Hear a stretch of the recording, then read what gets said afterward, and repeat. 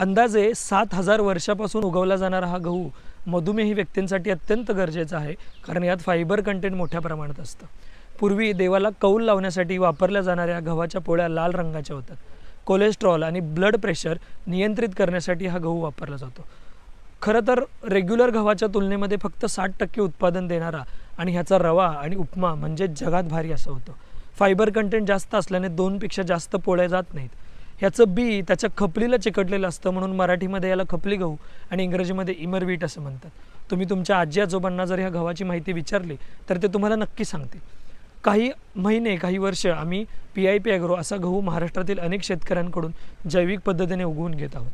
हा गहू जर तुम्हाला ऑर्डर करायचा असेल तर www.pipagro.com यांच्याकडे जरूर ऑर्डर करा किंवा खाली दिलेल्या नंबरवरती संपर्क करा. तुम्हाला ह्या गव्हाची पोळी नक्कीच आवडेल अशी आम्ही खात्री देतो. आरोग्यम धनसंपदा. धन्यवाद.